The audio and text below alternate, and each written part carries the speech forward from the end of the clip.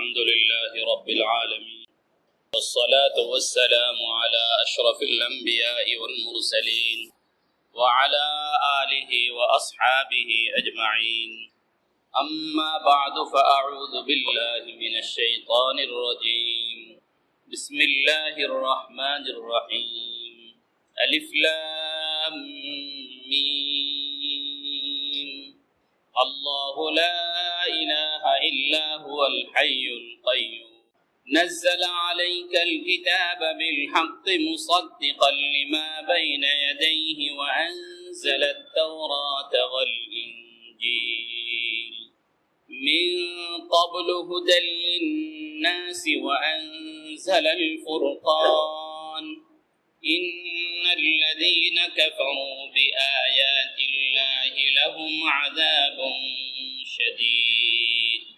والله عزيز ذو انتقام إن الله لا يخفى عليه شيء في الأرض ولا في السماء هو الذي يصوركم في الأرحام كيف يشاء لا إله إلا هو العزيز الحكيم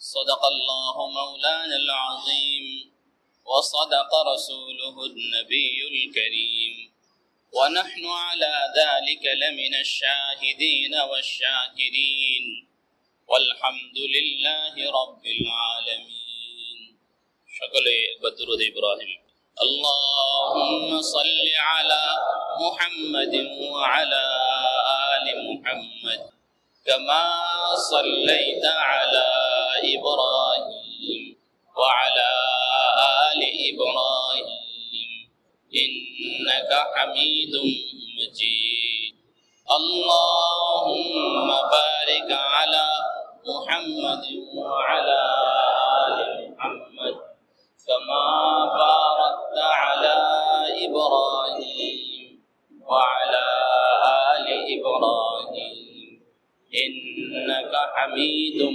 مجيد اللهم صل وسلم وبارك عليه الحمد لله আল্লাহ রব্বুল আলামিনের দরবারে শুকরিয়া আদায় করছি যে রব্বুল আলামিন আমাদেরকে মাগরিবের নামাজ জামাতের সাথে মসজিদে আদায় করার তৌফিক দান করেছে সে মাবুদের শুকরিয়া আদায় করি বলে আলহামদুলিল্লাহ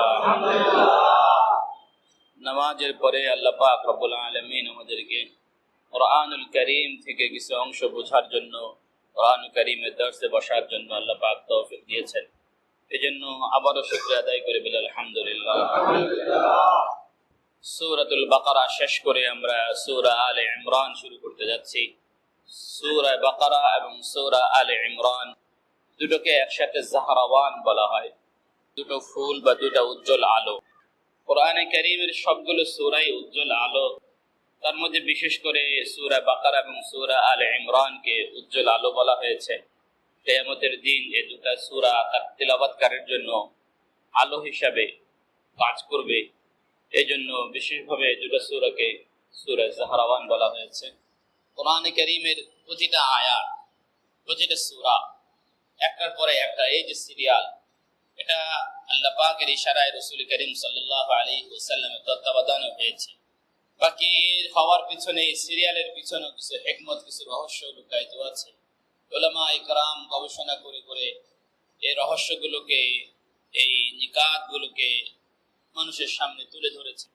যেমন কোরআনে কারীমের প্রথম সূরা হলো সূরা ফাতিহা ফাতিহা মানে সূচনা এই কারণে কোরআনে কারীমের শুরুর দিকে এই সূরাকে দিয়েছেন সূরা ফাতিহার মধ্যে আল্লাহ পাক রব্বুল আলামিনের প্রশংসা সব কাজে আল্লাহ পাকের প্রশংসা আগে হওয়া দরকার এজন্য সূরা ফাতিহাকে আগে এনেছেন সূরা ফাতিহার পরে সূরা বাকারা আনছেন সূরা ফাতিহার মধ্যে স্বীকৃতি দিলাম ইয়াকা না'বুদু ওয়া ইয়াকা নাস্তাঈন আমরা আপনার ইবাদত করি আপনার কাছে সাহায্য চাই সাথে সাথে দোয়া করলাম গায়রি ইহদিনাস সিরাতাল মুস্তাকিম সিরাতাল্লাযীনা আন'আমতা আলাইহিম গায়রিল মাগদুবি আলাইহিম ওয়ালাদ-দাল্লিন ইহুদিদের পথও আমাদেরকে দেখায়েন না খ্রিস্টানদের পথও আমাদেরকে পরিচালিত করেন না এরপরে সূরা বাকারা বাকারা মানে হলো গাভী আল্লাহ পাক সূরা ফাতিহার পরে সূরা বাকারা এনে কথা বোঝাতে চান যারা বাকারার পূজা করে, গরুর পূজা করে, তাদের পথও আপনি আমাদেরকে দেখায়। হ্যাঁ, ইহুদিদের পথ দেখায়েন না, খ্রিস্টানদের পথ দেখায়েন না, যারা বাকারার পূজা করে তাদের পথ কি করেন না, আমাদেরকে দেখান। আমরা আল্লাহর ইবাদত করি, বাকারার ইবাদত করি। আমরা আল্লাহর দাসত্ব করি, বাকারার পূজা করি। যারা বাকারার পূজা করে, গাভীর পূজা করে, তাদের দলে, তাদের পথে, তাদের মতে আমাদের সাথে কোনো কি নাই, মিল নাই, আমরা ইনকার। মানুষ তো এখন নানাভাবে গরুর পূজা করে। একদল তো সরাসরি মা বলে গাভীকে পূজা করে, আরেক দল আরেকভাবে পূজা শুরু করছে। গরুর গায়ে লাল শালু লাগাইয়া এলাকা এলাকায় ঘোরায়। কি বলে সুরাজ এরকম আছে না? গরুর গায়ে লাল শালু দিয়া, অথবা 7-8টা বিশাল বিশাল গরু আনা পুরা এলাকা ঘোরায় ওরসের জন্য। এটাও এক ধরনের গরুর পূজার মতোই হয়ে গেল। আল্লাহ পাক রব্বুল আলামিন আমাদেরকে এই গরুর পূজা থেকে এবার হেফাজত করেন, সকলে বলেন। হিন্দুরা কিন্তু খুব মতলববাজ। গাভীকে মা বলে, কিন্তু ষাঁড়কে কি বলে না, বাবা বলে। গাভীকে মা বলে, এই জন্য তার থেকে দুধ দহন করে কি করা লাগবে, খাওয়া লাগবে। এখন বলদকে আর বাবা বলে না, এই কারণে হাল চাষ করার সময় বলদের পিঠের প্রতি কি দেওয়া লাগবে, বাড়ি দেওয়া। বাবার গাড়ি তো আর কি দেওয়া যাবে না, বাড়ি। আল্লাহ পাক রব্বুল আলামিন যতজন নবী দুনিয়াতে প্রেরণ করেছেন, সকল নবীরাই শিরকের বিরুদ্ধে কথা বলেছেন, তাওহীদের পক্ষে কথা বলেছেন। এই নবীদের মধ্য থেকে হযরত ইব্রাহিম আলা নবিয়িনা আলাইহিস সালাতু ওয়াস সালাম, ইহুদিরা ইব্রাহিম নবীকে মনে করে নিজেদের নবী, খ্রিস্টানরাও দাবি করে আমাদের নবী, এক পর্যায়ে হিন্দুরাও দাবি করতে চায় যে তিনি আমাদেরও নবী, হিন্দুদের নবী। হিন্দুরা দাবি করতে চায় আমাদের যে ব্রাহ্মণ আছে, ব্রাহ্মণ ইব্রাহিম থেকে এটার পরিবর্তন হয়ে হয়ে ব্রাহ্মণ হয়েছে, আমাদের এই ব্রাহ্মণ ইব্রাহিম। আল্লাহ পাক রব্বুল আলামিন কোরআনে কারীমের এক আয়াতে মানুষের এই দাবিকে খণ্ডন করে বললেন, মা কানা ইব্রাহিমু ইয়াহুদিয়্যান ওয়ালা নাসরানিয়্যান ওয়ালাকিন কানা হানিফাম মুসলিমা। আর বলতে মন চায়, ইব্রাহিম নবী যদি তোমাদের আদর্শ হয়, তো ইব্রাহিম নবী তো কি করেন নাই, গরুর পূজা শিখান নাই, বরং গরু মেহমান আসছে আর গরু ভাজি করে কি করছে, খাওয়াছে। ইব্রাহিম আলাইহিস সালাতু ওয়াস সালামের কাছে মেহমান আসছে, গরুর একটা বাছুরকে ফাজাআ বিইজলিন সামিন, একটা গরুর বাছুরকে ভুনা করে নিয়ে মেহমানের সামনে পেশ করছে। তোমরা ব্রাহ্মণ মানো কি? যাই হোক, সূরা বাকারার পরে আল্লাহ পাক রব্বুল আলামিন সূরা আলে ইমরান কে আলোচনা। সূরা বাকারা এবং সূরা আলে ইমরান দুইটার বিষয়বস্তুর মধ্যে সামঞ্জস্য আছে। সূরা বাকারার শুরুতেও আল্লাহ পাক রব্বুল আলামিন ঈমানের কথা বলছেন, আল্লাহ পাকের তাওহীদের কথা বলছেন। সূরা আলে ইমরানের মধ্যেও আল্লাহ পাক রব্বুল আলামিন তার তাওহীদের কথা, তার একত্ববাদের কথা আলোচনা। সূরা বাকারার মধ্যে আল্লাহ পাক এই হলো এক ধরনের মিল। আর একটা মিল হলো সূরা বাকারাতে আল্লাহ পাক ইহুদিদের কথা বেশি আলোচনা করছেন, ইহুদিদের কথা। আর সূরা আলে ইমরানের মধ্যে আল্লাহ পাক খ্রিস্টানদের কথা বেশি আলোচনা করছেন। তাহলে ইহুদিরা পৃথিবীতে আগমনের দিক থেকে যেহেতু আগে, এই কারণে ইহুদিদের আলোচনা আগে হলো, খ্রিস্টানরা যেহেতু আগমনের দিক থেকে পরে, এই কারণে খ্রিস্টানদের আলোচনা 2 নম্বরে হলো। এই মিলগুলো রয়েছে। এই মিলের দিক থেকে সূরা বাকারার পরে সূরা আলে ইমরান কানা আছে। সূরা আলে ইমরান, এখানে ইমরান নামে একজনের আলোচনা রয়েছে, সেই দিক থেকে এই সূরার নামকরণ করা হয়েছে আলে ইমরান। এই নামকরণটাও আরশে আজিম থেকে হয়েছে। নামকরণটাও কোথা থেকে হয়েছে? আরশে আজিম থেকে হয়েছে। দুনিয়ার মানুষ করেন এই নাম। আল্লাহ এই সূরাকে আল্লাহ পাক শুরু করলেন আলিফ লাম মিম দিয়ে। সূরা বাকারাও শুরু হয়েছে আলিফ লাম মিম দিয়ে। এগুলোকে বলা হয় হুরুফুল মুকাত্তাআ, বিচ্ছিন্ন হরফ। এগুলোর অর্থ একমাত্র আল্লাহ পাক রব্বুল আলামিন জানেন।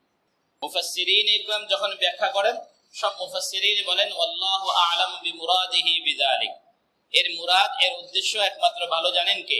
আল্লাহ। বাকি আল্লাহ পাক রব্বুল আলামিন যদি তার হাবিবকে শিখিয়ে থাকেন, তার হাবিবও জানেন। সাহাবায়ে ইকরাম রিদওয়ানুল্লাহি তাআলা আলাইহিম আজমাইন একবার সিদ্ধান্ত নিলেন যে এই আয়াতগুলোর তাফসীর, এই আয়াতগুলোর ব্যাখ্যা কি, এটা আমরা জানব। হযরত ওমর ফারুক রাদিয়াল্লাহু তাআলা আনহুর কাছে গেলেন। ওমর ফারুক রাদিয়াল্লাহু তাআলা আনহু বললেন, আল্লাহর নবী যেহেতু আমাদেরকে এই আয়াতগুলোর ব্যাখ্যা বলে দেননি, এই কারণে এই ব্যাখ্যা আমি বলতে পারবো না। তোমরা রাইসুল মুফাসসিরিন আব্দুল্লাহ ইবনে আব্বাসের কাছে যাও। সাহাবায়ে ইকরাম রাইসুল মুফাসসিরিন আব্দুল্লাহ ইবনে আব্বাস রাদিয়াল্লাহু তাআলা আনহুর কাছে আসলেন।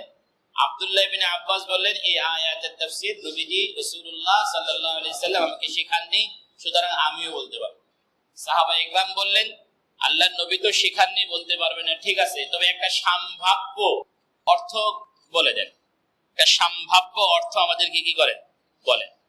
তখন আব্দুল্লাহ ইবনে আব্বাস রাদিয়াল্লাহু তাআলা আনহু একটা সম্ভাব্য অর্থ বললেন যে আমার মনে হয় আলিফ দ্বারা আল্লাহকে বোঝানো হয়েছে, লাম দ্বারা জিবরাইলকে বোঝানো হয়েছে, মিম দ্বারা মুহাম্মদ সাল্লাল্লাহু আলাইহি ওয়াসাল্লামকে বোঝানো হয়েছে। তার মানে হলো আলিফ দ্বারা আল্লাহর পক্ষ থেকে জিবরাইলের মাধ্যমে মুহাম্মদ সাল্লাল্লাহু আলাইহি ওয়াসাল্লামের কাছে এই কিতাব কি হয়েছে, এদিকে ইঙ্গিত করছে। আধুনিক অনেক মুফাসসিরগণ বলেন এটা কোরআনে কারীমের কোড নাম্বার, এটা কোরআনে কারীমের কোড নাম্বার, সিকিউরিটি। আধুনিক অনেক মুফাসসির বলেন এটা কি কোরআনে কারীমের কি সিকিউরিটি। আমি সূরা বাকারার শুরুর দিক থেকেই আলোচনা করেছিলাম যে কোরআনে কারীমের মধ্যে আল্লাহ পাক রব্বুল আলামিন একটা গাণিতিক ফর্মুলা প্রয়োগ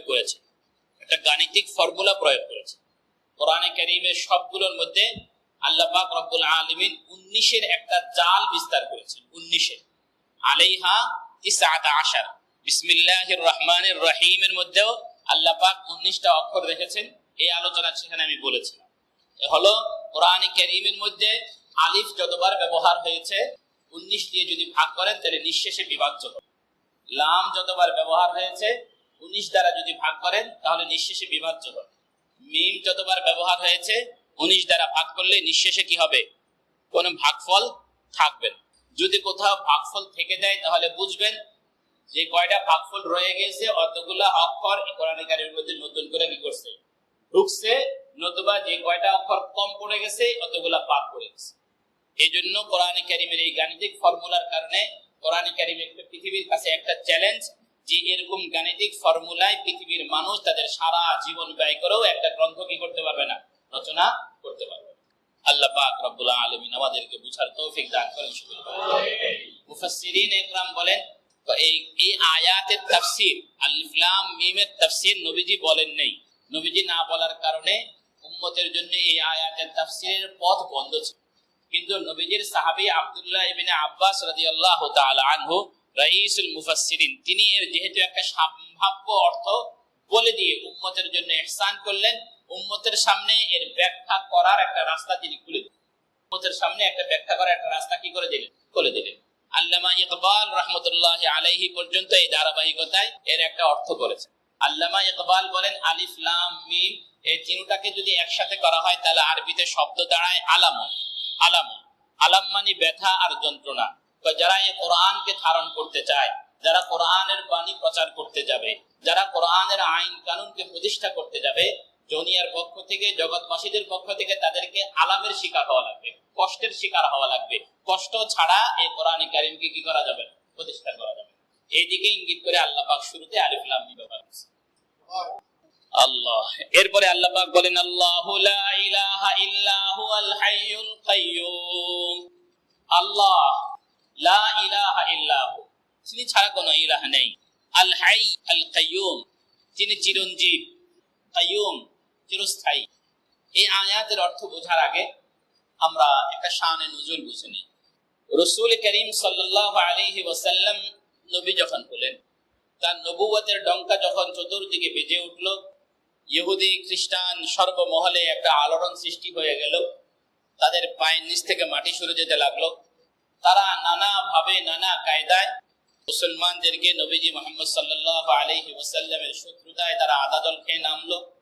এরই এক পর্যায়ে, এরই ধারাবাহিকতায় নাজরানের একদল লোক, একদল খ্রিস্টান, প্রায় 60 জনের একটা দল, তারা রাসূল করিম সাল্লাল্লাহু আলাইহি ওয়াসাল্লামের কাছে মদিনায় আসলো। মদিনায় এসে মসজিদে নববীতে আসর নামাজের সময় প্রবেশ করলো। কিছুক্ষণ পরে মাগরিবের সময় হলো। এরা পূর্ব দিকে ফিরে নামাজ আদায়, তাদের ইবাদত আদায় করলো, নামাজ আদায়। এরপরে নবীজি সাল্লাল্লাহু আলাইহি ওয়াসাল্লামের সাথে তারা অহেতুক একটা ঝগড়া, একটা তর্ক জুড়ে দিল।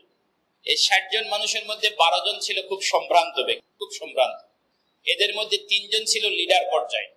এই 3 জনের কথাই পুরা সবকিছু হতো। এর মধ্যে একজন ছিল খুব বিশেষজ্ঞ পাদ্রী, একে রোমের বাদশারা পর্যন্ত খুব সম্মান, বিশাল বড় জায়গা তাকে দিয়ে দিয়েছে। এরা নবীজি সাল্লাল্লাহু আলাইহি ওয়াসাল্লামের সাথে এসে কোরআনে কারীমের কোন কোন আয়াত দিয়ে, দলিল দিয়ে ঈসা আলাইহিস সালাতু ওয়াস সালাম যে আল্লাহর বেটা, আল্লাহ খোদা তিনজন, এই তৃতীয়বাদের ধারণা প্রমাণ করার জন্য তারা একটা অহেতুক চেষ্টা চালায়। এরা যেসব যুক্তি দেখাইলো নবীজি সাল্লাল্লাহু আলাইহি ওয়াসাল্লামের সামনে, বলেন যে ঈসা আলাইহিস সালাতু ওয়াস সালাম সম্পর্কে কি আল্লাহ বলেননি কালিমাতুল্লাহি ওয়া রূহুহু, তিনি আল্লাহর কালিমা, আল্লাহর রূহ? বলেন হ্যাঁ। ঈসা আলাইহিস সালাতু ওয়াস সালাম কি মৃত মানুষকে জীবিত করতে পারতেন না? বলে হ্যাঁ। ঈসা আলাইহিস সালাতু ওয়াস সালাম কি অসুস্থ ব্যক্তির অসুখ দূর করতে পারতেন না? বলেন হ্যাঁ। ঈসা আলাইহিস সালাতু ওয়াস সালাম কি কবরবাসীকে যে বলতেন কুম বিইذنিল্লাহ বলার সাথে সাথে কবরবাসী মৃত ব্যক্তিকে জীবিত হতো না? বলে হ্যাঁ। তিনি মাটি দ্বারা পাখির আকৃতি তৈরি করে যদি সেখানে ফু দিতেন ওই পাখিটা জীবিত হয়ে যেত, হতো কি হতো না? বলে হ্যাঁ। বলে এই সব কিছু কি এই কথা প্রমাণ করে না ঈসা আলাইহিস সালাতু ওয়াস সালাম আল্লাহর বেটা? এটা খোদা ছাড়া কেউ করতে পারে না।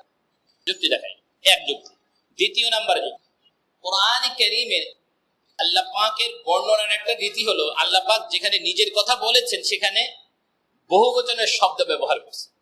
কিসের শব্দ ব্যবহার করছে? বহুবচনের শব্দ ব্যবহার করছে। এই কথা বোঝার আগে আরো একটা কথা বুঝুন, প্রত্যেকটা ভাষায় বচন দুই রকম, একটা এক বচন আর একটা বহু বচন। কোরআন কারীমের মধ্যে আরবি ভাষায় বচন তিন রকম, এক বচন, দ্বিবচন, বহু বচন। এইটুকু কথা ধ্যানে রাখার পরে সামনে কথাটা বুঝি। আল্লাহ পাক যেখানে নিজের কথা আলোচনা করছেন অধিকাংশ জায়গায় আল্লাহ পাক রব্বুল আলামিন বহু বচনের শব্দ ব্যবহার করছেন। যেমন ওয়া আরসালনাস সামাআ, আমরা আসমানকে কি করেছি? প্রেরণ করেছি। ওয়া আরসালনা আলাইহিম, তাদের উপরে আমরা প্রেরণ করেছি। বিভিন্ন জায়গায় আল্লাহ পাক জমার শব্দটা ব্যবহার করছেন। আরবিতে যেহেতু এক বচন, দ্বিবচন, তিন বচন আছে, সেহেতু বহু বচনের সর্বনিম্ন সংখ্যা আরবিতে কত? 3। যেহেতু দ্বিবচনের জন্য আলাদা অবকাঠামো আছে, এই কারণে বহু বচনের সর্বনিম্ন সংখ্যা কত হয়? 3। এই খ্রিস্টানরা বললো তো আপনার কোরআনেই দেখেন তৃতীয়বাদের কথা কেমন সুন্দর করে আল্লাহ বলছে। আপনাদের বুঝে না আসলে কি হবে? আমরা ঠিকই বুঝে গেছি। কি এই যে আল্লাহ পাক বললেন ওয়া কাদাইনা ওয়া আমারনা ওয়া আরসালনা, এই যে জমার শব্দগুলো ব্যবহার করলেন, আল্লাহ যদি একজন না তিনজন না হয় একজনই যদি হতেন তাহলে এই বহুবচনের শব্দ কেন ব্যবহার করলেন? সুতরাং বহুবচনের শব্দ থেকে বোঝাচ্ছে যে আল্লাহ কয়জন? ইন্নাল্লাহা সালিসু সালাসা, আল্লাহ হলেন তিনের একজন। এই যুক্তি দিয়া এরা নবীজি সাল্লাল্লাহু আলাইহি ওয়াসাল্লামের সামনে হযরত ঈসা আলাইহিস সালাতু ওয়াস সালামের আল্লাহর বেটা হওয়ার বিষয়টাকে এবং আল্লাহ তিনজন এই কথা প্রমাণ করার জন্য কি করলেন? যুক্তি পাড়লেন। রাসূল সাল্লাল্লাহু আলাইহি ওয়াসাল্লাম তাদের কথা শুনলেন খুব ঠান্ডা মাথায় শুনে এবার তাদেরকে জবাব দিচ্ছেন, বলো যিনি আল্লাহ হন তিনি চিরস্থায়ী হন, ঠিক কি ঠিক না? বলে এখন তোমরা বলো তোমাদের নবী ঈসা, তোমাদের আল্লাহর পুত্র ঈসা কি চিরস্থায়ী না তার উপরে মৃত্যু আসবে? কি বলেন? মৃত্যু আসবে। তাহলে যিনি আল্লাহ হন তিনি চিরস্থায়ী হন, তোমাদের দাবি অনুসারে ঈসা চিরস্থায়ী নয়। কারণ খ্রিস্টানদের দাবি হলো ঈসা আলাইহিস সালাতু ওয়াস সালামকে তারা কি করছে? শুলিতে চড়াইয়া কি করেছে? মেরে ফেলছে। শুলিতে চড়িয়ে তারা কি করে ফেলছে? মেরে ফেলছে। আল্লাহ পাক রব্বুল আলামিন বলেন ওয়া মা কাতালুহু ওয়া মা সালাবুহু ওয়ালাকিন শুবিহা লাহুম। এখানে একটা সূক্ষ্ম কথা বলি, আবার সূক্ষ্ম কথা বললে প্রেস লাগে অনেক সময় না বোঝার কারণে বাইরে গিয়ে সমালোচনা করে। আসলে বিষয়টা উনি বুঝে নাই, নিজের বোঝার কমতিটাকে নিজে স্বীকার করে না বলে খতিব সাহেব বলতে পারেন, বলতে ইলজামটা কি করে? আমার উপরে চাপানোর চেষ্টা করে। যিনি বলেন তার উপরে কি করে? চাপানোর চেষ্টা। এই জন্য বলতে গিয়েও ভয় লাগে। একটা সূক্ষ্ম কথা হলো আল্লাহর নবী সাল্লাল্লাহু আলাইহি ওয়াসাল্লাম এদেরকে দলিল দিতে গিয়ে বললেন তোমার ঈসা নবীর উপরে কি মৃত্যু আসবে না? নবীজি বলছেন মৃত্যু আসবে না, আসবে। কিন্তু এই খ্রিস্টানরা মনে করছে নবীজি সাল্লাল্লাহু আলাইহি ওয়াসাল্লাম কি করছেন? ঈসা আলাইহিস সালাম যে মারা গেছেন এই কথা কি করছেন? বলছেন। তার মানে কি তাদের যে আকীদা সেই আকীদাটাও যেন নবীজির মুখ থেকে কি হয়ে গেল? বের হয়ে গেল। প্রকৃত কথা হলো নবীজি সাল্লাল্লাহু আলাইহি ওয়াসাল্লাম তাদের আকীদাকে প্রমাণ করেননি, তাদের আকীদার কথাও মুখ থেকে বলেননি। বলেন নবীজি সাল্লাল্লাহু আলাইহি ওয়াসাল্লাম তাদেরকে বলছেন ঈসা নবী এখন তো মারা যায় না, তবে মারা যাবে। আর তাদের ধারণা অনুসারে কি হয়ে গেছে? মারা গেছে। তো তারা তাদের ধারণা অনুসারে নবীর কথাটাকে বুঝে নিছে। নবী সাল্লাল্লাহু আলাইহি ওয়াসাল্লামের ইলম অনুসারে বলছেন যে কি তিনি মারা যাবেন। ঈসা আলাইহিস সালাতু ওয়াস সালাম এখন আকাশে রয়েছেন। কিয়ামতের আগ মুহূর্তে আল্লাহ পাক রব্বুল আলামিন তাকে পৃথিবীতে প্রেরণ করবেন, তিনি পৃথিবীতে আসবেন। এই উম্মতের একজন সদস্য হয়ে তিনি বাঁচবেন, তার শান আর মান থাকবে নবুয়তের, আর অবস্থান হবে কিসের, এই উম্মতের একজন। এটা একটা জটিল বিষয়। তার নবুয়তি মর্যাদা বাকি থাকবে, বাকি তিনি নবী হবেন না। বিষয়টাকে একটু সূক্ষ্ম করে বলি। ভারতের প্রধানমন্ত্রী যদি বাংলাদেশে আসেন আর বাংলাদেশ যদি তাকে নাগরিকত্ব দেয়, বাংলাদেশ সরকার যদি তাকে কি দেয়, নাগরিকত্ব দেয়, তাহলে বাংলাদেশে তিনি বসবাস করবেন কি বাংলাদেশের নাগরিক হয় না বাংলাদেশের প্রধানমন্ত্রী হয়? কিন্তু তার প্রধানমন্ত্রী সেই ভারতের প্রধানমন্ত্রীত্বের মর্যাদা থাকবে কি থাকবে না? থাকবে। প্রধানমন্ত্রী হওয়ার যে মর্যাদা, তার ভারতের প্রধানমন্ত্রী হিসেবে এখানে যে প্রটোকল পাওয়ার কথা, সেই প্রটোকল তিনি কি করবেন, পাবেন। তার প্রধানমন্ত্রীত্বের মর্যাদার মধ্যে কমতি হবে না। বাকি বাংলাদেশে তার প্রধানমন্ত্রিত্ব চলবে, বাংলাদেশের একজন সাধারণ নাগরিক হিসেবে তিনি করবেন। তার প্রধানমন্ত্রিত্ব চলবে কোথায়? ভারত। ঠিক ঈসা নবী পৃথিবীতে আসবেন, আবার এই উম্মতের সদস্য হওয়ার যোগ্য গৌরব তিনি অর্জন করবেন। বাকি তার নবুয়তি কোন হুকুম, তার নবুয়তি মর্যাদা বাকি থাকবে, নবুয়তি কোন হুকুম এখানে চলবে না। এখানে নবুয়তি হুকুম চলতো কার নবী? কোন নবী? মুহাম্মদুর রাসূলুল্লাহ সাল্লাল্লাহু আলাইহি ওয়াসাল্লাম। যাই হোক, এরপরে ঈসা আলাইহিস সালাম কিছুদিন থাকার পরে তিনি মৃত্যুবরণ করবেন, এবং রাসূল করিম সাল্লাল্লাহু আলাইহি ওয়াসাল্লামের পাশে হযরত আবু বকর সিদ্দিক রাদিয়াল্লাহু তাআলা আনহুর কবর রয়েছে, এর পাশে হযরত ওমর রাদিয়াল্লাহু তাআলা আনহুর কবর রয়েছে, এরপর আরেকটা কবরের জায়গা খালি আছে, সেখানে হযরত ঈসা আলাইহিস সালামকে কবর দেওয়া হবে। আল্লাহ। রাসূল করিম সাল্লাল্লাহু আলাইহি ওয়াসাল্লাম তাদেরকে বললেন, আল্লাহ পাক রব্বুল আলামিন যিনি খোদা, তিনি সব ধরনের পানাহার থেকে পবিত্র। বলে হ্যাঁ। তোমরা যাকে খোদা বলে স্বীকার করছো, সে কি পানাহার থেকে পবিত্র কিনা? কি বলেন? ঈসা আলাইহিস সালাম কি খাওয়া দাওয়া করতেন কি করতেন না? করতেন। তারা বললেন তিনি খাওয়া দাওয়া করতেন। বলে যিনি আল্লাহ হন, তিনি কাউকে জন্ম দেন না, কারো থেকে জন্ম নেন না। তাহলে ঈসা আলাইহিস সালাম কি জন্ম নিয়েছেন কি নেন নাই? বলে নিয়েছেন। ঈসা আলাইহিস আল্লাহ পাক রব্বুল আলামিন হলেন ওই সত্তা যিনি মানুষের মায়ের ওদরের ভিতরে সন্তানের হুয়াল্লাযী ইউসাউবিরুকুম ফিল আরহামি কাইফা ইয়াশা, তিনি মায়ের ওদরের ভিতরে সন্তানের আকৃতি গঠন করেন। মায়ের ওদরের ভিতরে সন্তানের কি করেন? আকৃতি গঠন করেন। বলে ঈসা নবী কি যেই মায়ে কোনো মানুষের অন্তরের ওদরের ভিতরে সেই বাচ্চা তৈরি করা, সেখানে তার আকৃতি দেওয়ার এই ক্ষমতা সংরক্ষণ করতেন? বলেন না। এভাবেই রাসূল করিম সাল্লাল্লাহু আলাইহি ওয়াসাল্লাম তাদের সামনে এক একটা করে যুক্তি দিলেন। এরা সবগুলো স্বীকার করে নিল, কোনো জবাব দিতে পারল না। জবাব দিতে না পারার পরিপ্রেক্ষিতে তারা স্বীকার তো করে নিল যে নবীজি সাল্লাল্লাহু আলাইহি ওয়াসাল্লাম যা বলতেছেন এটা সত্য, আমরা ভুল। কিন্তু তারা ইসলাম গ্রহণ করতে অস্বীকার। তারা ইসলাম গ্রহণ করতে কি করলো? অস্বীকার। এখানে একটা কথা না বললেই নয়। ইসলাম গ্রহণ করার জন্য, হিদায়াতের তলব থাকা জরুরি, হিদায়াতের আগ্রহ থাকা জরুরি। আপনার ভিতরে যদি হিদায়াতের আগ্রহ না থাকে, যে বাইজিদ বুস্তামি, মারুফ তারহি আর আব্দুল কাদের জিলানী এসেও যদি আপনাকে নসিহত করে আর আপনি যদি ওইদিকে মুখ ফিরে থাকেন, কাজ হবে। আর হিদায়াতের তলব যদি থাকে, সামান্য কথাই কি হয়ে যাবে? আপনার জীবনের মোড় পরিবর্তন হয়ে যাবে। এই জন্য উলামা ইকরাম বলেন, যখন কোনো কোরআনের মজলিসে, হাদিসের মজলিসে যখন বসবেন, তখন বসার নিয়ম হলো হিদায়াতের তলব নিয়ে বসবেন, যে এখান থেকে দু চারটা কথা এমন আমি শুনবো যা দ্বারা আমার জীবনের মোড় আমি পরিবর্তন। আর যদি এমন ভাবে বসেন যে খতিব সাহেবের কথাটা ঠিক হইলো কি হইলো না, ওয়া হুজুরের মাঠটা ঠিক মতো পড়লো কি পড়লো না, কেমন কাঁদাইতে পারলো, কেমন হাসাইতে পারলো, এগুলো বিচার বিশ্লেষণের জন্য করলে ওই বিচার বিশ্লেষণে শুধু হবে, হেদায়েত নসিবে যোগ্য। আল্লাহ পাক আমাদেরকে বুঝার তৌফিক দান।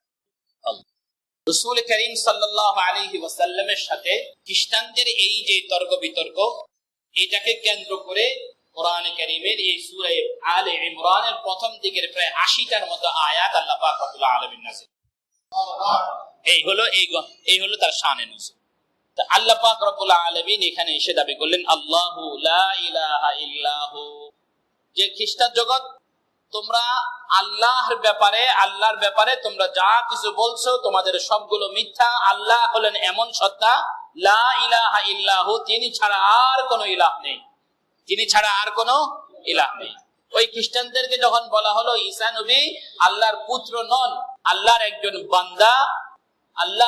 বান্দা, এখন এই বেয়াদব গুলো সাথে সাথে বলে উঠলো, তাহলে তোমরা একটু আমাদেরকে বুঝাই বলো, তাহলে ঈসা নবীর বাপ কেডা?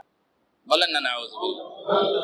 তাহলে ঈসা নবীর দুনিয়ার সমস্ত ভণ্ড, দুনিয়ার সমস্ত রকম ভেজাল যারা করে, এরা এই জাতীয় কিছু প্রশ্ন নিজেরা তৈরি করে রাখে, যারা হক পথে রয়েছে তাদেরকে আটকানো। এরা এমন কিছু প্রশ্ন তৈরি করে রাখে। ঈসা আলাইহিস সালাতু ওয়াস সালামের বাপ কেটা, এই প্রশ্নের জবাব যদি আপনি দিতে যান তাহলে অনেক লম্বা কথা বলা দরকার হবে। ভাই, ঈসা আলাইহিস সালাতু ওয়াস সালামের কোনো পিতা নেই, আল্লাহ পাক রব্বুল আলামিন তাকে কুদরতের মাধ্যমে কি করেছেন? সৃষ্টি করেছেন। তারা এই কথাটুকু মানতেই রাজি হবে না। আল্লাহ পাক রব্বুল আলামিন বলেন, ইন্না মাসালা ঈসা ইনদাল্লাহি কামাসালি আদম খলাকাহু মিন তুরাবিন সুম্মা ক্বালা লাহু কুন ফায়াকুন।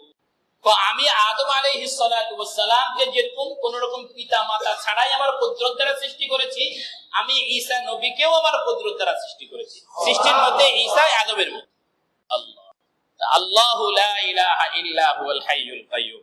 ও সেনে এখানে একটা আজীব কথা লিখছে, সুন্দর একটা কথা লিখছে। বলে এরা খ্রিস্টানরা দাবি করলো কি, যে ঈসা আলাইহিস সালাতু ওয়াস সালাম কি করলেন? তাদেরকে শুলিতে চড়িয়ে মেরে ফেলা হয়েছে। মারছে কারা? ঈসা নবীর শত্রুরা। মারছে কারা? ঈসা নবীর শত্রুরা। বলে যিনি খোদা হবেন, খোদা হওয়ার জন্য পৃথিবীর সমস্ত জ্ঞানী গুণী দর্শন সমস্ত ধর্ম এই কথা বলে, যিনি প্রভু হবেন তিনি সবচেয়ে বেশি ক্ষমতাশালী। কি বলে? যিনি প্রভু হবেন তিনি সবচেয়ে বেশি কি থাকবেন? কারণ তার কাছে যার ক্ষমতা নেই সে তার কাছে এসে ক্ষমতা চাইবে। নিজে তিনি প্রভু নিজেই যদি ক্ষমতার মুহতাজ হন, অন্যের দ্বারস্থ হন, তাহলে তার ভক্তদেরকে তিনি কিভাবে কি করবেন? অনুগ্রহ করবেন। এজন্য যিনি ইলাহ হবেন, যিনি প্রভু হবেন, তার মধ্যে সবচেয়ে ক্ষমতা বেশি থাকা লাগে। ঈসা, তোমরা যে বলো ঈসা নবীকে শুলিতে চড়িয়ে মেরে ফেলা হয়েছে, এই যে তোমরা আকীদা পোষণ করো, তোমাদের এই আকীদা থেকেই একথা বোঝা যায় ঈসা নবী খোদা ছিল, আল্লাহর পুত্রও ছিল। ঈসা নবী কি ছিল না? খোদাও ছিল না, আর খোদার পুত্রও ছিল না। কারণ যদি তিনি খোদা হতেন, তিনি যদি কি হতেন? প্রকৃত অর্থেই খোদা হইতেন, তাহলে তিনি তো তার শত্রুদের থেকে নিজেকে বাঁচাইতে পারলেন। যে খোদা নিজেকে নিজের শত্রুর থেকে বাঁচাইতে পারে না, সে খোদা নিজের ভক্তদেরকে বাঁচাইবো কিভাবে? হ্যাঁ, আল্লাহ পাক রব্বুল আলামিন কোরআন কারীমের মধ্যে কাফেরদের এই সমস্ত দেবদেবী মূর্তি পূজারী মূর্তিদেরকে সম্বোধন করে বলতেছেন, তো এদের অবস্থা এরকম, ওয়াইয়াসতুবুহুমুদ দুবাবু শাইআন লা ইস্তানকিযুহু মিনহু দাউফাত তালিবু ওয়াল মাতলুব। তো এরা আল্লাহরে বাদ দিয়ে যে সমস্ত দেবদেবী খোদা বানায় রাখছে, এগুলো এত দুর্বল, এত দুর্বল, মশা মাছি যদি তাদের মুখের মধ্যে বসে সেটাও থাপড়াইতে খাওয়াইতে পারে না। মশা মাছি বসলেও কি করতে পারে না, পারে। তাহলে তাদের এই আকীদা থেকেই কি হয়ে গেল? প্রমাণ হয়ে গেল ঈসা নবী কি ছিলেন না? আল্লাহর পুত্র ছিলেন। এখানে আরো একটা কথা বলি, এই কথা যখন আমরা উলামা ইকরাম যখন তাদেরকে বলে, তখন তারা তাদের ভুল পাল্টাই ফেলছে, তাদের বক্তব্য তারা মডিফাই করে ফেলছে। মডিফাই করতে এইভাবে, আসলেও ঈসা নবী তার জালিম দ্বারা আক্রান্ত হন নাই।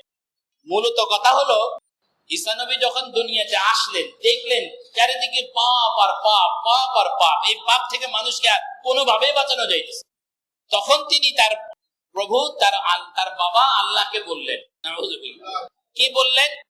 যে তোমার এই বান্দাদেরকে আমি আর পাপ থেকে বাঁচাইতে পারলাম না, এখন তুমি একটা কাজ করো, আমাকে যন্ত্রণাদায়ক মৃত্যু দিয়া যারা আমাকে তোমার পুত্র বলে মেনে নিবে, তাদের সমস্ত পাপের কাফারা হিসেবে আমাকে যন্ত্রণাদায়ক মৃত্যু দিয়ে তোমার কাছে ডাকায়।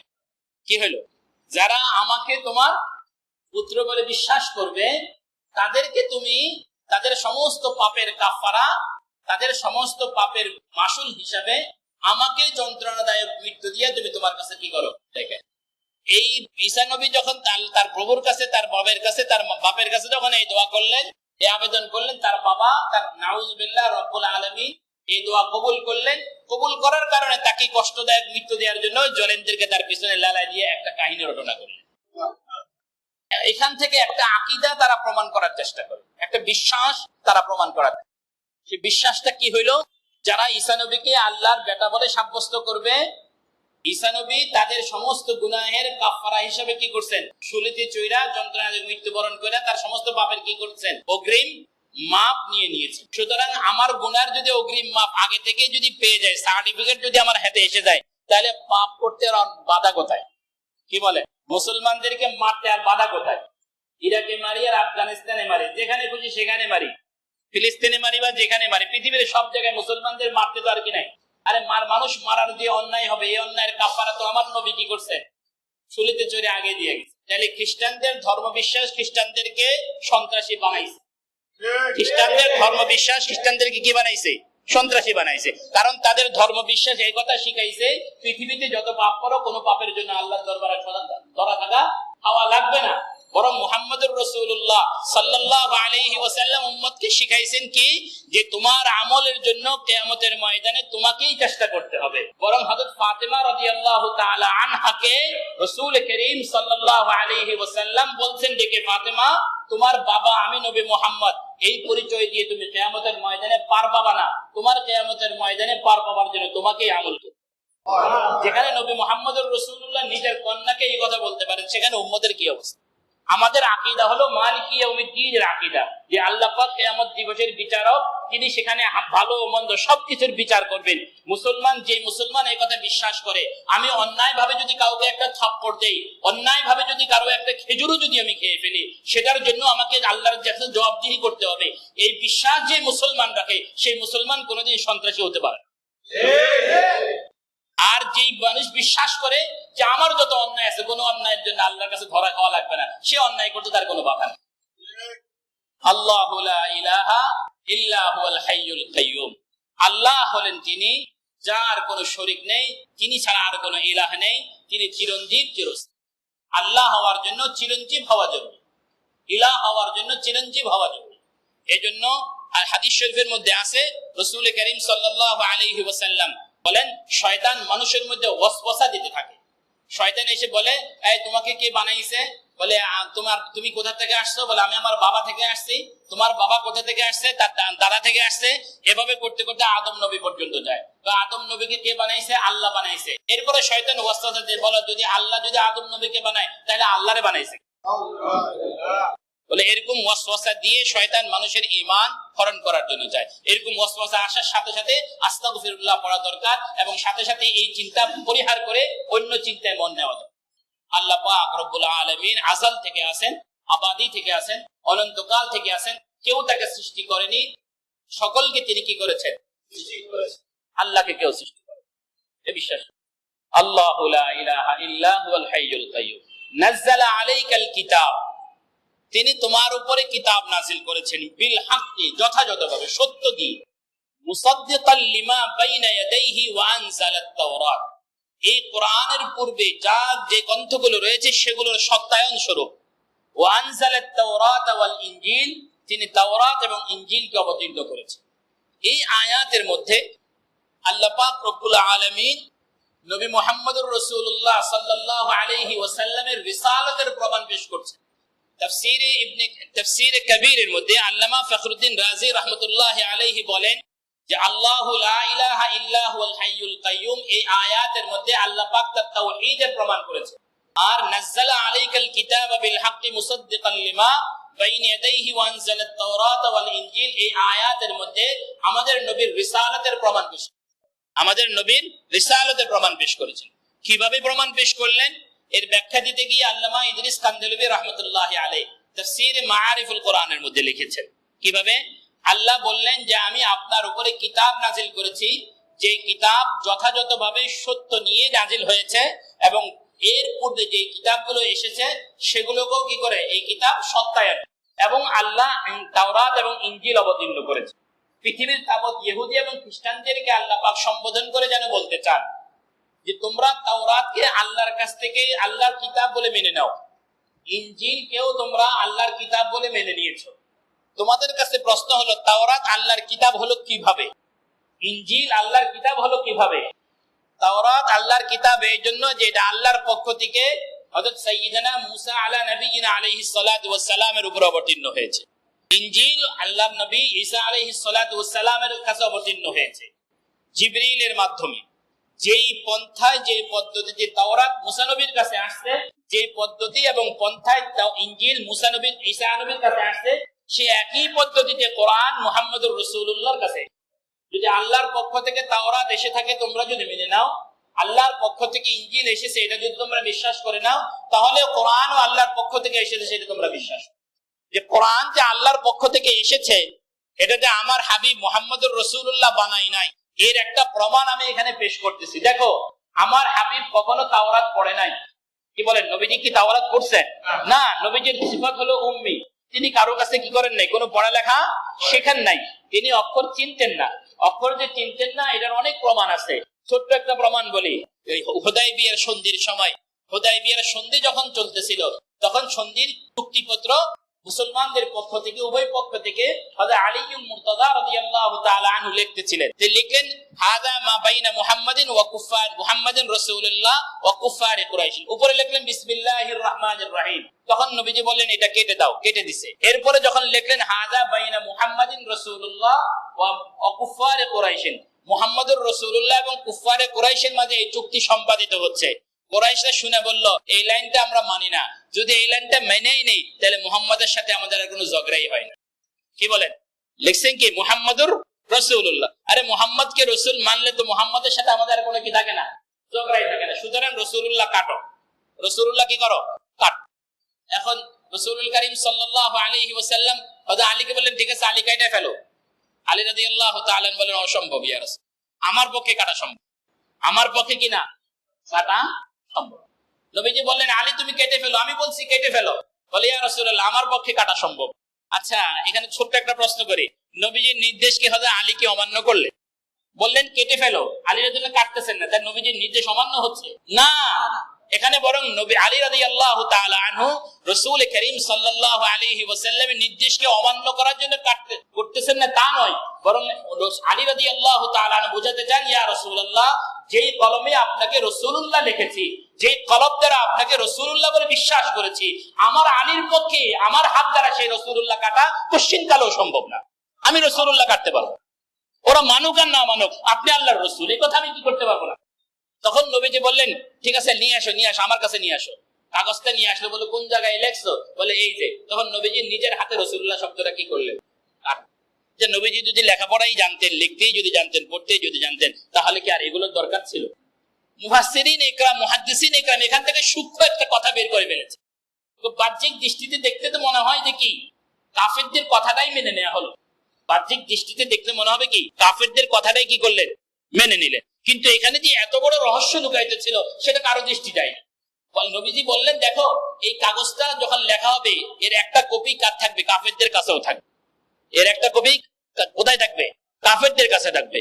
আল্লাহ পাক চাননি আল্লাহর পবিত্র নামটা কাফেরদের নাপাক হাতে, আল্লাহ পাক চাননি রাসূলুল্লাহ শব্দটা কাফেরদের অপবিত্র হাতে থাকুক। এই জন্য আল্লাহ পাক কুদরতিভাবে নিজাম ব্যবস্থা করে এটা কাটায়।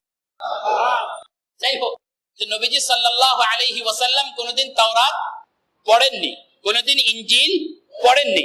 তাওরাতে কি আছে এটা নবীজি জানেন না, ইনজিলে কি আছে সেই সম্পর্কে নবীজির কোনো জ্ঞান নেই, যেহেতু তিনি ইনজিল পড়ে জানেননি। অথচ নবীজি সাল্লাল্লাহু আলাইহি ওয়াসাল্লাম তোমাদেরকে যে কোরআন তেলাওয়াত করে শোনাচ্ছে, তাওরাতের সমস্ত কথাগুলো, তাওরাতের কথাগুলো কোরআন সত্যায়ন করতেছে, ইনজিলের কথাগুলো কোরআন সত্যায়ন করতেছে। নবীজি তাওরাত না পড়ে তাওরাতের কথা কিভাবে বললেন? অবশ্যই আল্লাহ পাক তাকে জানাইছেন। নবীজি তো ইনজিল না পড়ে ইনজিলের কথাগুলো কিভাবে বললেন? অবশ্যই আল্লাহ তোমাদেরকে জানাইছেন। যেহেতু তোমরা তাওরাত জানো, কোরআনের কথাগুলো তাওরাতের সাথে মিলায়া দেখো যে তাওরাতের কথাগুলো কোরআন কিভাবে সত্যায়ন করে, ইনজিলের কথাগুলো কোরআনের সাথে মিলায়া দেখো কোরআন কিভাবে ইনজিলের কথাগুলোকে সত্যায়ন করে। নবী মুহাম্মদুর রাসূলুল্লাহ উম্মি হওয়ার পরে যদি তোমাদের তাওরাতের কথাগুলো বলে দিতে পারেন, তোমাদের ইনজিলের কথাগুলো বলে দিতে পারেন, এটা নবী মুহাম্মদের নিজের পক্ষ থেকে বলেন নাই, আল্লাহর পক্ষ থেকে বলেছেন। আল্লাহর পক্ষ থেকে কিতাব আসে নবীর উপরে, সুতরাং আমি কোরআন নাজিল করেছি আমার নবীর উপরে। আমার এই কোরআনটাকে তোমরা আসমানি গ্রন্থ বলে বিশ্বাস করো এবং আমার হাবিবকে আমার রাসূল বলে বিশ্বাস করে নাও। এই কথাটুকু এখানে বলে, নাযালা আলাইকাল কিতাবা বিল হাক্কি মুসাদ্দিকাল লিমা বাইনা ইয়াদাইহি ওয়া আনজালাত তাওরাতা ওয়াল ইনজিল। তাওরাত এবং ইনজিলে যা কিছু আছে সবকিছুকে কি করে? কোরআন সত্যায়ন। এখানে একটা কথা মনে রাখতে হবে, তাওরাত কার কিতাব? ইনজিল আল্লাহ, কোরআন আল্লাহ। এখন কি বলেন, তাওরাত মোতাবেক আমল করলে তো আল্লাহর কথাই মানা হবে, আল্লাহর কথা মানা হবে না? ইনজিল মোতাবেক আমল করলে আল্লাহর কথা মানা হবে না? কি বলেন? না। তাওরাত যদিও আল্লাহর কিতাব, তাওরাতের বিধিবিধান আল্লাহ পাক রব্বুল আলামিন নির্দিষ্ট একটা সময়ের জন্য দিয়েছেন। ইনজিল যদিও আল্লাহর কিতাব, ইনজিলের বিধিবিধান আল্লাহ নির্দিষ্ট একটা সময় পর্যন্ত দিয়েছেন, মেয়াদ দিয়ে দিয়েছিলেন। ওই মেয়াদের পরে তাওরাতের কথার কোনো কার্যকারিতা নেই, ওই বিধান চলবে না। ওই মেয়াদের পরে ইনজিলের কোনো কিছু নেই, কার্যকারিতা নেই, ইনজিলের বিধান চলবে না। এখন কোরআন এসেছে, বিধান চলবে কোনটা? এই জন্য আমরা কি করি? তাওরাত আল্লাহর কিতাব, এই কথা মেনে নেই, এটা বিশ্বাস করি। আমানতু বিল্লাহি ওয়া মালাইকাতিহি ওয়া কুতুবিহির মধ্যে আমরা বিশ্বাস করি তাওরাত আল্লাহর কিতাব। বাকি আমাদের আমল তাওরাত মোতাবেক নয়, আমাদের আমল হবে কোরআন মোতাবেক।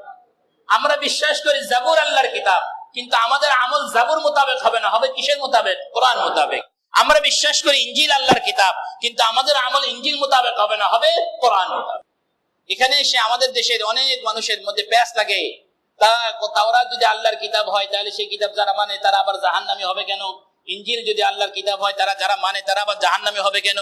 জাবুর আল্লাহর কিতাব যদি হয় তাহলে জাবুর যারা মানে তারা জাহান্নামী হবে কেন? মুসা নবী আল্লাহর নবী, মুসা নবীকে যারা এখন মানে তারা জাহান্নামী হবে কেন? ঈসা নবীও আল্লাহর নবী, ঈসা নবীকে যারা মানে তারা জাহান্নামী হবে কেন? এরকম প্রশ্ন অনেকের মাথার মধ্যে খালি গস গস গস গস। কেন জাহান্নামী হবে? এই কারণে জাহান্নামী হবে মেয়াদের পরে তারা মানছে।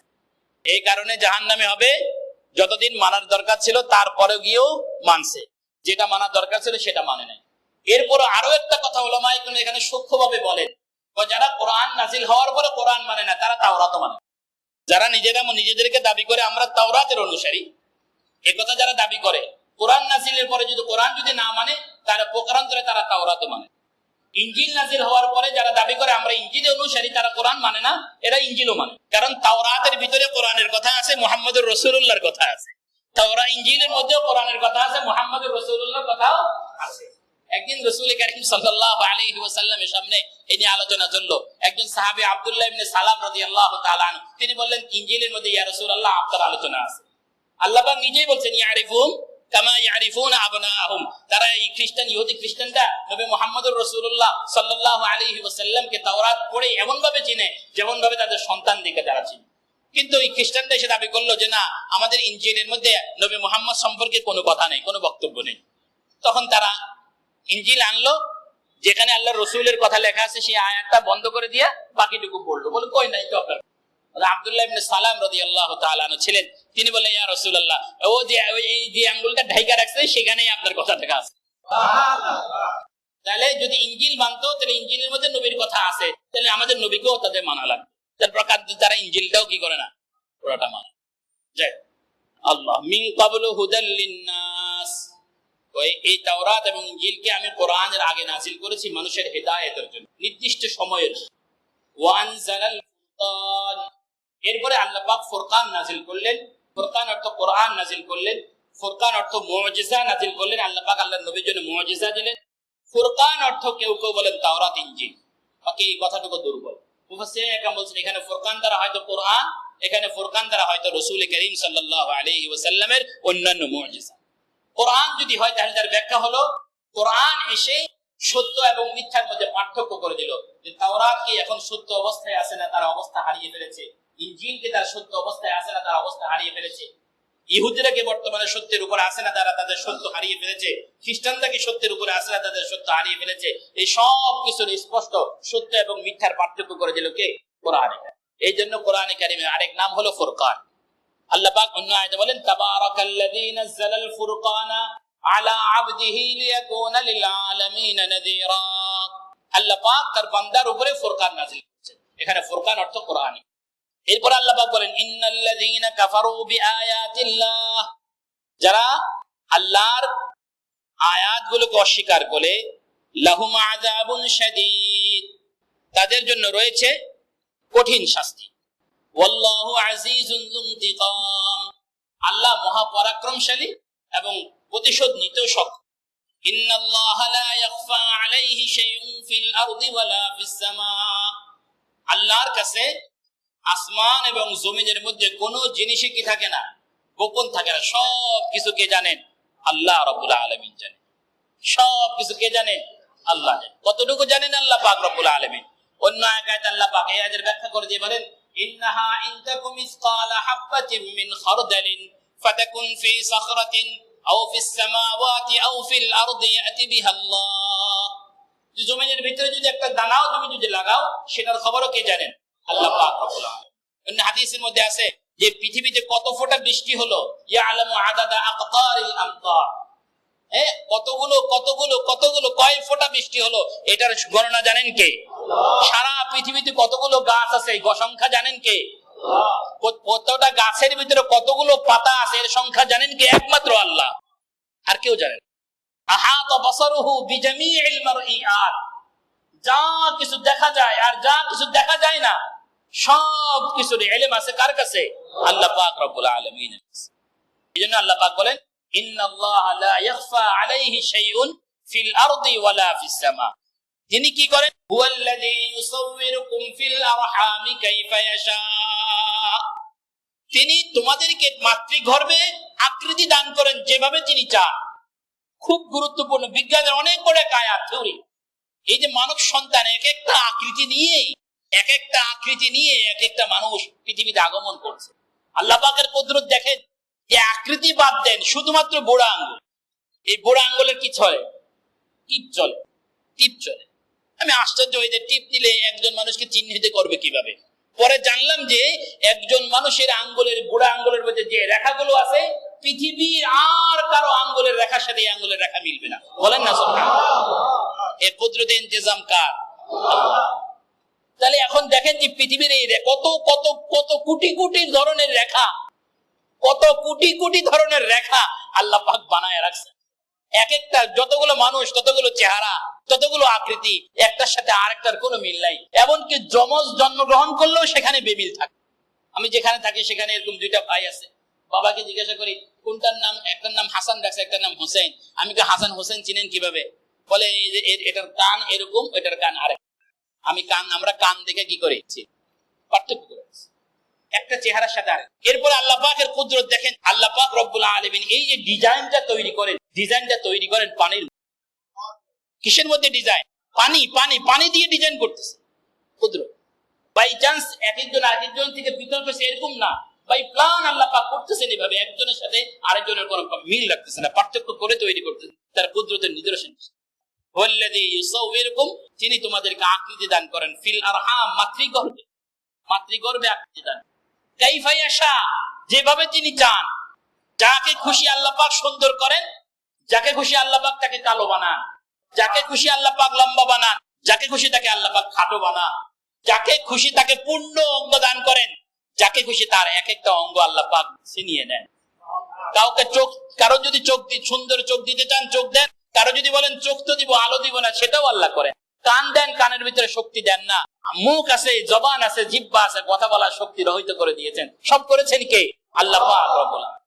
এজন্য উলামা ইকরাম বুজুর্গানে দিন বলেন, দেখো আল্লাহ পাক তোমাকে একজন সম্পূর্ণ সুস্থ মানুষ রূপে তোমাকে পৃথিবীতে প্রেরণ করেছেন। তোমাকে তোমার নাক জায়গা মতো বসিয়েছেন, চোখগুলোকে তার জায়গা মতো বসিয়েছেন, কানটাকে তার জায়গা মতো বসিয়েছেন, চুল দিয়েছেন, দাড়ি দিয়েছেন, সবকিছু দিয়েছেন, এত সুন্দর করে দিয়েছেন। তুমি এর জন্য অন্তত তোমার প্রতিটা অঙ্গ প্রত্যঙ্গের জন্য আল্লাহর কাছে শুকরিয়া আদায় করা দরকার, যে আল্লাহ তোমাকে অন্ধ বানায় নাই, আল্লাহ তোমাকে বধির বানায় নাই, আল্লাহ তোমাকে বোবা বানায় নাই, আল্লাহ তোমার মাথার মধ্যে চুল দিয়েছেন, টাক বানায় নাই, তোমার চোখগুলোকে সামনে না দিয়ে সামনে দিয়েছেন, পিছনে দেন নাই, নাক থেকে জায়গা মুখের উপরে দিয়েছেন, পিছনে দেন। ওযু করার সময় ফিকহার কিতাবের মধ্যে লেখা আছে, দেখেন আল্লাহ পাকের কুদরত দেখেন, রাসূল করিম সাল্লাল্লাহু আলাইহি ওয়াসাল্লামের আদর্শ দেখেন। আপনি ওযু করার জন্য পানি নিলেন, পানিগুলো ঠান্ডা না গরম, ওযু করার জন্য উপযুক্ত কি উপযুক্ত না আপনি হাতে নেওয়ার সাথে সাথে বুঝে গেলেন। এরপরে পানির রং ঠিক আছে কিনা, স্বাদ ঠিক আছে কিনা, গন্ধ ঠিক আছে কিনা, এটা দেখার জন্য আপনাকে যদি চোখটা যদি পিছনে থাকতো, তাহলে পানিটা নিয়ে আপনার পানিটার কালার ঠিক আছে কিনা পিছনে দেখা লাগতো। এবার সামনে আনা লাগতো, পানির মধ্যে গন্ধটা ঠিক আছে কিনা নেওয়ার জন্য নাকের কাছে নেওয়া লাগতো। এরপরে পানির স্বাদ ঠিক আছে কিনা এটা দেখার জন্য মুখের মধ্যে নেওয়া লাগতো। কিন্তু এখন আপনি পানির কোষটা মুখে নিয়ে একবার ডাইরেক্ট মুখে দিচ্ছেন, মুখে দেওয়ার সাথে সাথে তিনটা কাজ একসাথে চেকিং হয়ে যাচ্ছে। রঙও চেক হচ্ছে, গন্ধও চেক হয়ে গেছে, স্বাদও চেক হয়ে গেছে। এই জন্য আলাদা আলাদা কোনো ল্যাবে নেওয়া লাগে নাই, একবারে তিনটা চেক হয়ে গেল। এই যেমন সুন্দর করে ফিট করলেন, কুদরতের নিদর্শন গুলো ঠিক করেন। কারি তাইয়িব সাহেব হাকিমুল উম্মত কারি তাইয়িব সাহেব রাহমাতুল্লাহি আলাইহি বলেন, আজীব কথা বলছেন। ফালসাফায়ে নামাজ নামে ওনার একটা কিতাব আছে, এই কিতাবের মধ্যে তিনি এক আজীব কথা বলছেন। আল্লাহ পাক রব্বুল আলামিন একজন মানুষকে এত সুন্দর করে আকৃতি দেন, এত সুন্দর আকৃতি দিয়েছেন। এই আকৃতিটা হলো, একজন মানুষ হলো পুরা জগতের একটা ছোট্ট জগৎ। বুঝেন নাই কথাটা আমার? একজন মানুষকে যদি বিস্তৃত করা হয়, যদি প্রসারিত করা হয়, প্রসারিত করলে পুরো একটা জগৎ।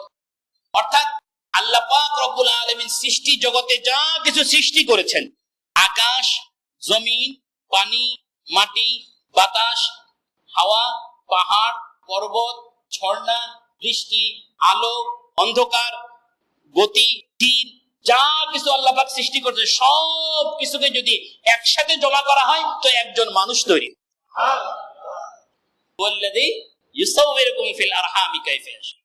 আকাশ উচ্চতা দিয়েছেন, মানুষের মধ্যে উচ্চ অবস্থাও রয়েছে, কিছু অংশ উপরে কিছু অংশ নিচে।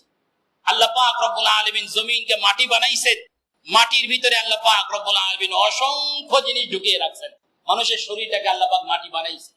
জমিনের কোন কোন জায়গায় আল্লাহ পাক রব্বুল আলামিন সবুজ ঘাস, কোন জায়গায় বিশাল বিশাল গাছ জঙ্গল, কোন কোন জায়গায় মরুভূমি। এই মানুষের এই মাটির এই শরীরের ভিতরে কোন জায়গায় সবুজ ঘাস, পশম, কি সুন্দর সবুজ ঘাস, কোন জায়গায় লম্বা লম্বা ঘাস, গাছপালা, লম্বা লম্বা চুল, দাড়ি, কিছু ছাপ করে রাখতে হয়। কোন জায়গায় ধুধু মরুভূমি, কোন গাছপালা আছে হাতের তালুতে, পায়ের তালুতে, এখানে কপালে নাই।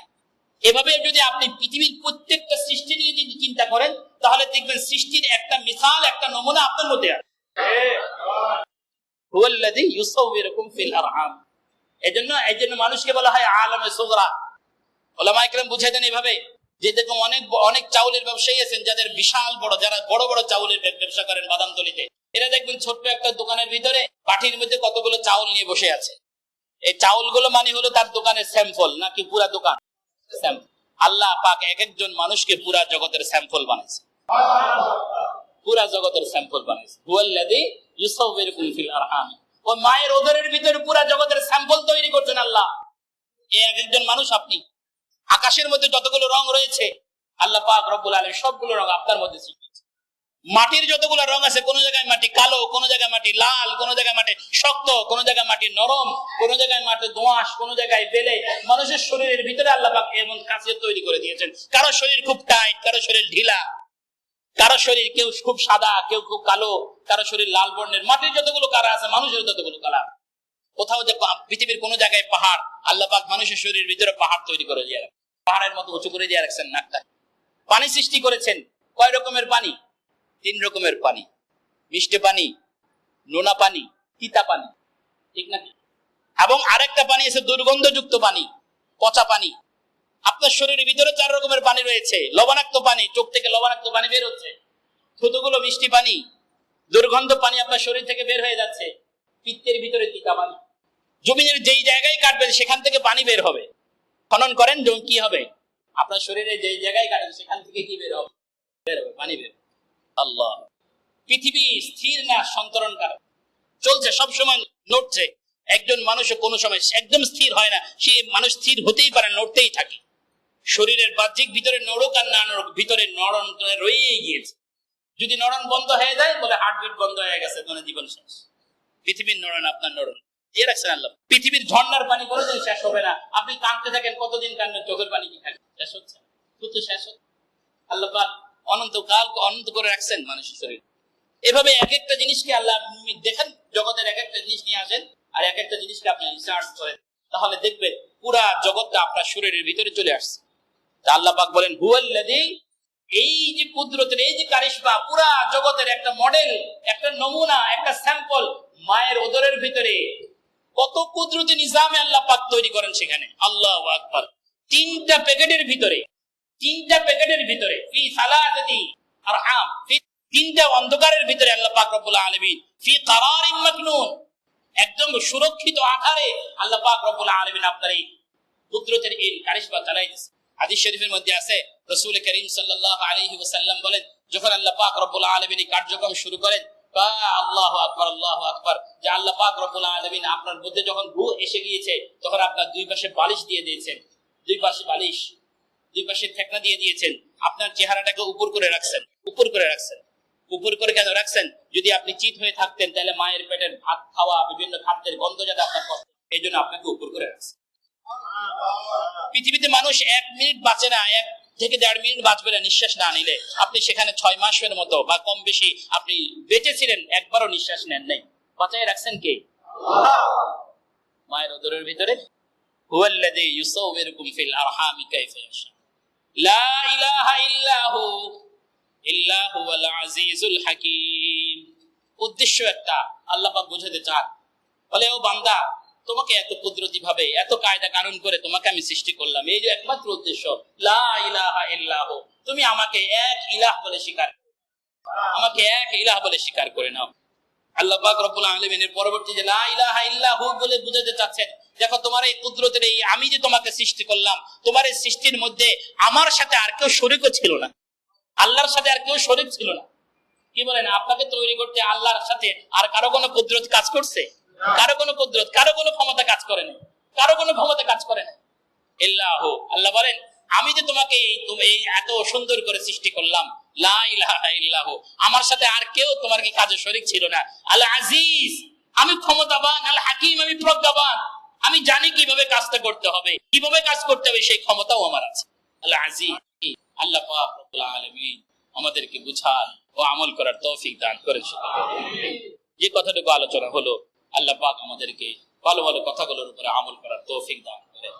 اللهم صل على محمد وعلى آل محمد كما صليت على إبراهيم وعلى آل إبراهيم إنك حميد مجيد. اللهم بارك على محمد وعلى آل محمد كما باركت على إبراهيم وعلى آل إبراهيم إنك حميد مجيد. اللهم صل على محمد صلاة تنجينا بها من جميع الأهوال والآفات وتقضي لنا بها جميع الحاجات وتطهرنا بها من جميع السيئات وترفعنا بها عندك أعلى الدرجات وتبلغنا بها أقصى الغايات من جميع الخيرات في الحياة وبعد الممات إنك على كل شيء قدير. ربنا ظلمنا أنفسنا وإن لم تغفر لنا وترحمنا لنكونن من الخاسرين. ربنا وآتنا ما وعدتنا على رسلك ولا تخزنا يوم القيامة إنك لا تخلف الميعاد. رب العالمين আমাদের এই মজলিসকে, আমাদের এই আলোচনাকে আপনি কবুল আর মঞ্জুর করে নিন। ইয়া আল্লাহ, নিজের অজান্তে শয়তানের ধোঁকায় যা কিছু ভুলভ্রান্তি হয়েছে মাওলা আপনি ক্ষমা করে দেন, আপনার বান্দাদের অন্তর থেকে মুছে দেন। ইয়া আল্লাহ, ভালো ভালো কথাগুলোর উপর আমল করার তৌফিক দেন। আমাদের এই মজলিসকে আপনি কবুল করে নেন। ইয়া আল্লাহ, কোরআনকে আমাদের পক্ষে সুপারিশকারী বানায়া দেন। ইয়া আল্লাহ, আপনার এই বান্দাদের অনেক কাজ ছিল, অনেক ব্যস্ততা ছিল মাওলা, সবকিছু বাদ দিয়ে আপনার কোরআনের মহাব্বতে বসেছিল মাওলা। আমাদের এই মহাব্বতকে, আমাদের এই আগ্রহকে, আমাদের এই বসাকে আল্লাহ নাজাতের উসিলা বানায়া দেন। ইয়া আল্লাহ, হিদায়াতের জরিয়া বানায়া দেন। ইয়া আল্লাহ, আমি গুনাহগার, আমি অজ্ঞ জাহিল মানুষ মাওলা। ইয়া আল্লাহ, আমাকে আপনার বান্দাদের খেদমত করার, কোরআনের খেদমত করার তৌফিক দিয়ে দেন। ইয়া আল্লাহ, ইয়া আল্লাহ, সেই জবান দিয়ে দেন, সেই ভাষা দিয়ে দেন, সেই ইলম দিয়ে দেন। ইয়া আল্লাহ, ইয়া আল্লাহ, মানুষের গুমরাহির সবব বানায়েন না মাওলা। ইয়া আল্লাহ, হিদায়াতের সবব বানিয়ে দেন, গুমরাহি থেকে হেফাজত করেন। ইয়া আল্লাহ, সব ধরনের গুমরাহি থেকে হেফাজত করেন। ওয়া সাল্লাল্লাহু তাআলা আলা খাইরি খালকিহি মুহাম্মদ ওয়া আলিহি ওয়া আসহাবিহি আজমাইন বিরহমাতিকা ইয়া